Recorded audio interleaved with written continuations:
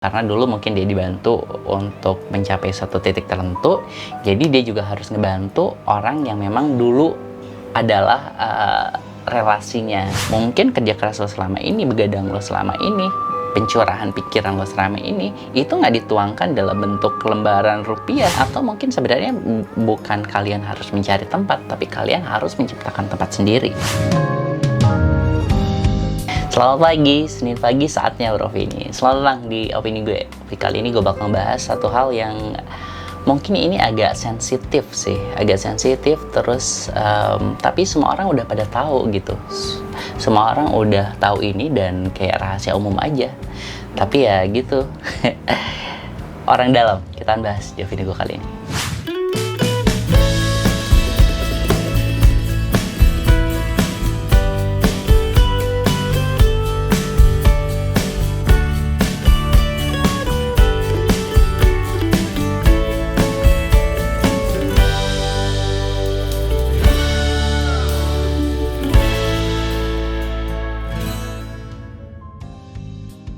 Oke, sebelum kita bahas terkait orang dalam, karena ini kan udah masuk awal Ramadan ya.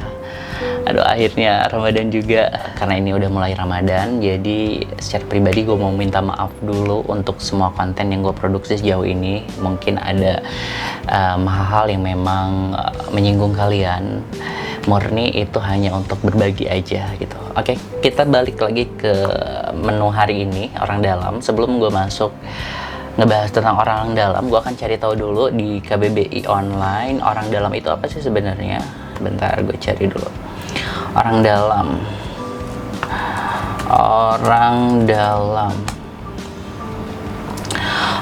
adalah orang yang ada di dalam satu lingkungan, bisa pekerjaan, golongan, dan sebagainya. Orang dalam, orang yang ada di dalam. Oke. Harfiah sekali. Kita akan cari beberapa sumber orang dalam. Oke, nih orang dalam di sini dari Tribun. Tribun. Orang dalam adalah istilah yang digunakan kepada orang yang menjadi perantara dan dianggap dianggap kalau di sini dianggap bisa memudahkan urusan. Jadi orang dalam ini bisa dari kerabat keluarga, tetangga, ataupun relasi yang dikenal ataupun dipercaya. Jadi orang dalam adalah orang yang memang berada di dalam dan membantu suatu urusan tertentu gitu. Itu yang gue tangkep ya, yang gue dapat dari beberapa sumber. Sebelum kita ngebahas tentang gimana sih cara menghadapi orang dalam, mungkin gue akan bagi kedua bagian dulu, bahwa orang dalam di sini tuh orang dalam yang memang case yang banyak ya, yang gue dengar. Oh ya, sebelum gue berlanjut, karena ini kan kontennya cukup sensitif, jadi gue akan kasih disclaimer dulu bahwa pembahasan ini murni dari gue ambil dari beberapa sumber, dari gue tanya-tanya teman-teman yang berada di beberapa tempat kerja juga. Jadi murni ini bukan dari pengalaman gue gitu, tapi beberapa gue rangkum, dan ya itu walaupun nggak tahu juga sih. Nah, biasanya terkait orang dalam ini yang gue tahu ya, yang case yang paling umum biasanya ada dua tuh orang dalam yang memang di tahap perekrutan, dan yang kedua adalah orang dalam yang memang ketika kita udah masuk di suatu lingkungan usaha atau di suatu lingkungan pekerjaan. Sebenarnya orang dalam di kasus yang pertama ini tuh udah umum banget, dan beberapa perusahaan malah justru ngasih reward kepada orang dalam jenis ini ya, karena memang pertama memudahkan khususnya human resource untuk mengedapatin pekerja yang memang sesuai gitu, dan mungkin ketika masuk karena lingkungan dia udah kenal duluan dan lingkungannya udah terbentuk gitu, jadi lebih mudah.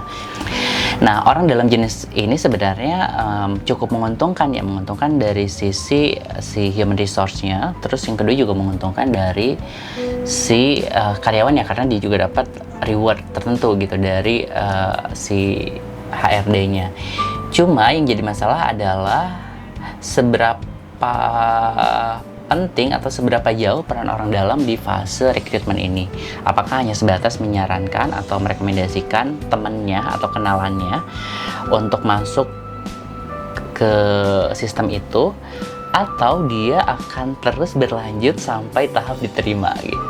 Yang masalah adalah itu. Jadi yang masalah adalah ketika orang itu udah menyarankan tapi dia juga kayak terus memantau, terus ngasih apa ya istilahnya, mungkin ya kalau vulgarnya mungkin intimidasi atau apa gitu supaya dia diterima dan sebagainya. Karena biasanya orang dalam yang jenis lanjutan ini adalah orang dalam yang punya posisi tertentu gitu di satu lingkup sistem itu atau perusahaan itu, atau juga biasanya orang dalam jenis ini adalah orang dalam yang apa ya sistemnya simbiosis mutualisme gitu, karena dulu mungkin dia dibantu untuk mencapai suatu titik tertentu, jadi dia juga harus ngebantu orang yang memang dulu adalah relasinya gitu. Itu yang sebenarnya agak nggak sehat. Terus yang kedua adalah orang dalam di tahap pekerjaan. Jadi tidak menutup kemungkinan orang dalam ini, maksudku adalah ketika kita dihadapkan dengan satu rekan kerja di bidang yang sama, katakanlah di lingkup bidang yang sama, dan dia kayaknya dan kita juga nggak bisa menyimpulkan sih sebenarnya, mungkin ini juga akumulasi dari beberapa pendapat orang gitu di lingkungan yang sama. Kok dia bisa kayak ngedapetin privilege tertentu gitu untuk entah itu ke posisi tertentu untuk ngedapetin apa dan sebagainya, dan itu terasa sih biasanya katanya gitu. Terus gimana sih cara menghadapi orang dalam di fase rekrutmen? Yang pertama, tentu saja berikan yang terbaik di tahap semua proses ya, kayak misalnya di psikotes, di wawancara atau di tes apapun, berikan kompetensi terbaik yang bisa kalian berikan untuk posisi yang kalian mau gitu. Terus yang kedua, percaya aja bahwa semua hal yang terjadi selagi kita berada di jalurnya gitu, selagi kita memberikan semuanya yang terbaik, itu udah ada yang ngatur gitu. Ini mungkin poin ini akan gue bahas nanti di akhir karena ini juga akan menjadi poin utama di video ini. Terus yang ketiga, tentu saja tingkatkan kompetensi diri. Tingkatkan kompetensi diri ini nanti berimbas ke kompetensi yang kalian keluarkan ketika saat proses rekrutmen. Terus yang terakhir, kalau misalnya dirasa ternyata aduh nggak bisa nih gitu, ternyata setelah dilakukan hal-hal yang tadi ada terendus hal-hal yang memang kayak gitulah gitu, ya ngobrol aja gitu. Ngobrol dalam artian kita kan sekarang udah punya media banyak ya,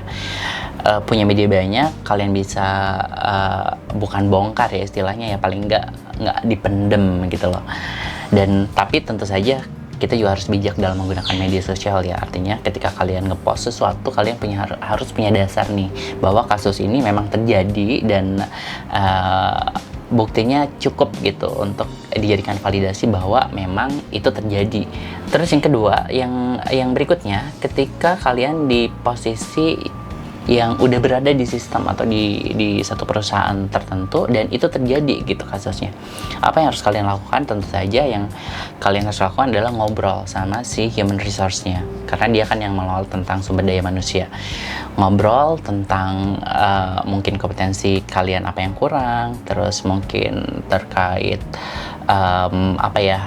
gimana caranya supaya bisa upgrade atau pindah ke posisi tertentu dan lain sebagainya. Kalau misalnya ternyata itu udah didiskusikan dan memang tidak masuk akal, ya saran gue pindah aja, saran gue keluar aja gitu. Maksudnya masih banyak tempat-tempat yang pas, yang sesuai, yang cocok sama kalian, atau mungkin sebenarnya bukan kalian harus mencari tempat, tapi kalian harus menciptakan tempat sendiri. Intinya adalah jangan berhenti bergerak, terus melangkah, dan apapun yang terjadi ya itu udah ada yang ngatur. Oke, kita ke poin utama terkait kalau misalnya semua udah kita lakuin gitu ya, kita serahin aja, maksudnya sama yang Maha Kuasa. Ini juga mungkin beberapa tahun terakhir ketika gue ngerasa kayak kok agak stuck gitu ya, agak stuck di satu kondisi tertentu, gue berpikir kayak aduh kayaknya harus bla bla bla gitu, banyak ranjangan, sampai akhirnya gue mendengar satu gue nggak tahu ini siapa ya, kayaknya Ustadz di Jogja deh, di mana gitu. Dia bilang bahwa bekerja itu bukan tujuannya untuk mencari rezeki, tapi untuk memaksimalkan usaha gitu. Gue pertama dengar ini kayak ada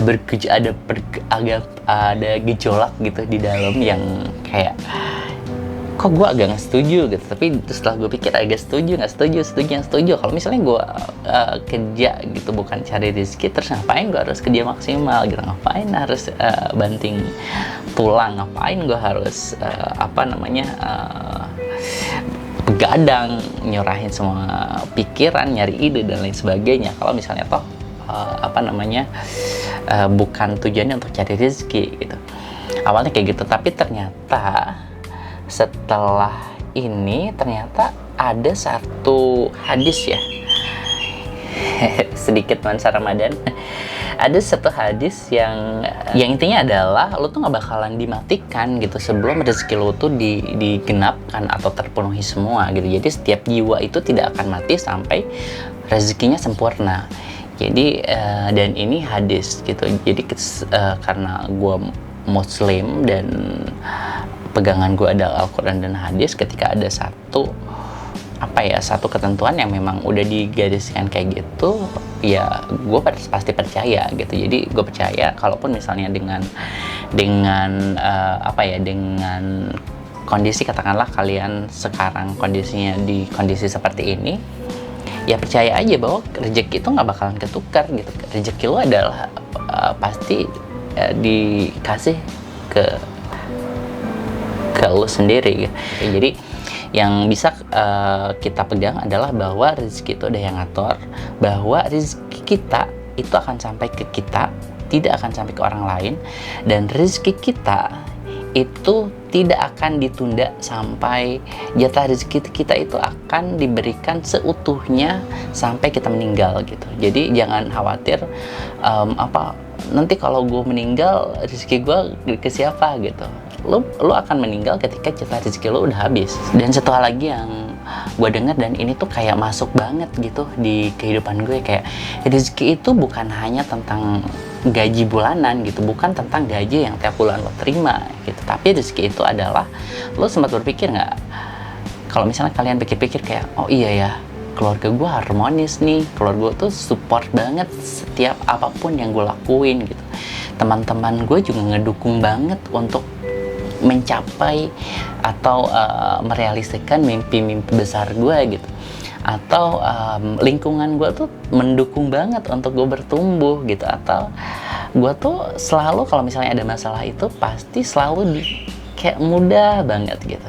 Lo sadar nggak sih itu rezeki gitu, maksudnya jadi rezeki itu bukan hanya tentang harta yang lo dapat atau gaji yang lo dapat bulanan. Rezeki itu bisa keluarga yang harmonis, bisa teman yang support, bisa lingkungan yang mendukung, atau bisa kemudahan dalam segala aktivitas kalian. Itu rezeki, dan semua orang belum tentu mendapatkan itu. Orang yang punya gaji besar, yang mungkin bisa dapat dengan mudah, itu belum tentu misal keluarganya harmonis, belum tentu lingkungannya support gitu dan sebagainya. Jadi bersyukur aja, karena mungkin kerja keras lo selama ini, begadang lo selama ini, pencurahan pikiran lo selama ini itu nggak dituangkan dalam bentuk lembaran rupiah gitu, dituangkan dengan bentuk teman-teman yang baik, keluarga yang harmonis dan lain sebagainya. Jadi jangan lupa untuk terus bersyukur, terus berusaha, terus bertumbuh, dan berikan berikan yang terbaik sebisa yang lo berikan. Terus udah gitu selalu positif, terus tebarkan manfaat ke setiap siapapun ya, dan percaya bahwa kita punya Tuhan.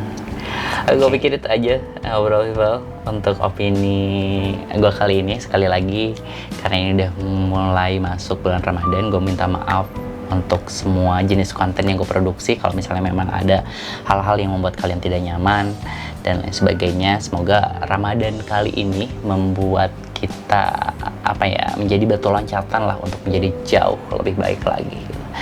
Terus sedikit gitu, semoga nilai kebermanfaatan kita semakin bertambah, semakin bermanfaat juga untuk khususnya lingkungan-lingkungan terdekat, orang-orang yang selalu ada di hidup kita. Oke, ngobrol people, jangan lupa untuk follow juga Instagram gue @sadululum untuk ya mungkin kita bisa ngasih kalian ada saran-saran konten atau diskusi yang lebih intens. Jadi silakan aja. Terus yaudah itu aja. Selamat menunaikan ibadah puasa. Semoga kuat karena ini baru hari pertama. Have a nice day. Bye.